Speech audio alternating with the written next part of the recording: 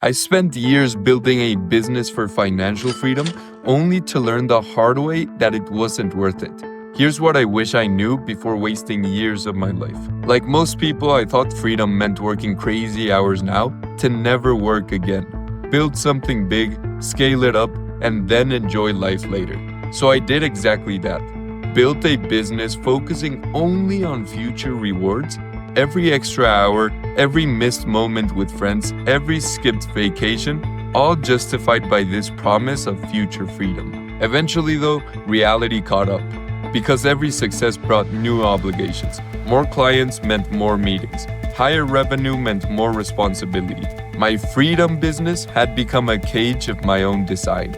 I was trading my life today for an imaginary tomorrow. And the worst part was that I didn't even enjoy the wins anymore. Each milestone just revealed another mountain to climb.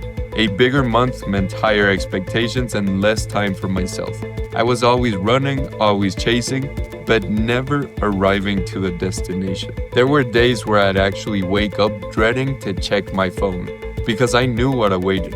Another urgent client message, another fire to put out, another quick call that would take up hours of my day. And don't get me wrong, I was earning good money, but I felt empty inside. And when I looked at fellow entrepreneurs, I noticed a pattern. Entrepreneurs who started their journey seeking freedom were now just chasing bigger and bigger numbers.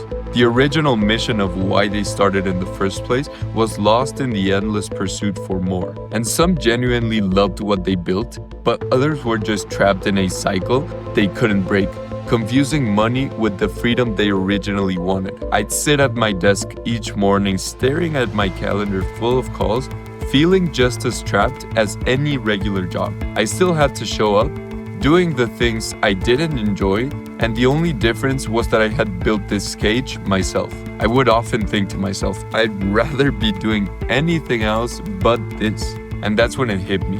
While chasing financial freedom, I'd completely missed the point.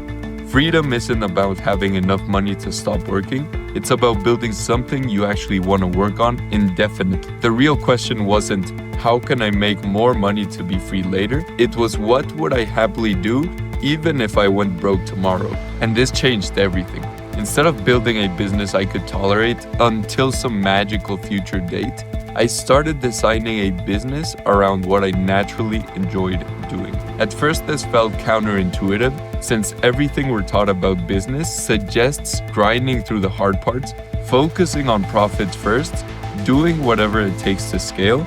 But that approach is exactly what creates these golden handcuffs, businesses that make money but steal your life in the process. So here's my key learning. True freedom starts with how you spend your days, not how much money you make.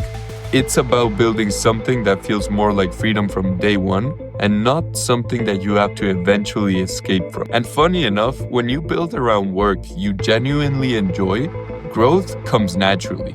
Of course, you think clearer, create better, show up differently, not because you have to, but because you want to. Money still matters. Of course it does. But it becomes a byproduct of doing the work you love rather than the main driver of your decisions. The focus shifts from what will make the most money to what feels most aligned with who I am and what I enjoy. The key is finding that sweet spot where your natural interests create real value for other people. Instead of forcing yourself into whatever seems profitable, ask yourself, how can I take what I already love doing and shape it into something that helps people? When you hit that intersection where your enjoyment meets others people's needs, that's where sustainable success happens. It's not about sacrificing profits for passion or the other way around. It's about being strategic with how you package what you naturally love doing into something people actually want. Sometimes this means slight adjustments to how you deliver value, but it never means completely changing who you are.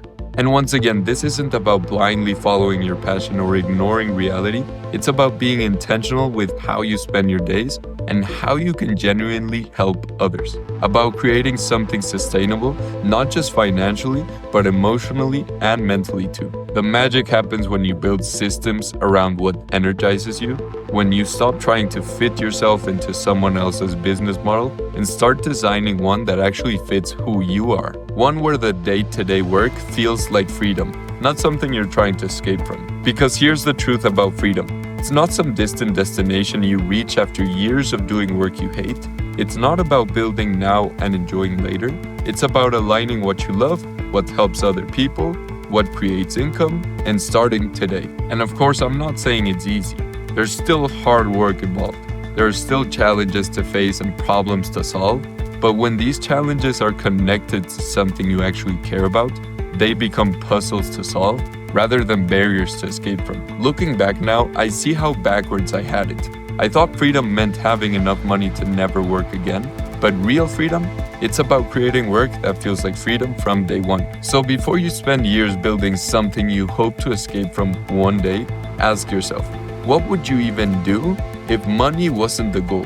How could you create value for other people? And what kind of life do you actually want to live? Because the path to freedom doesn't start someday. It starts with the choices you make today. And the sooner you align your work with who you are, the sooner you'll find that freedom isn't about escaping your life, it's about creating one worth living.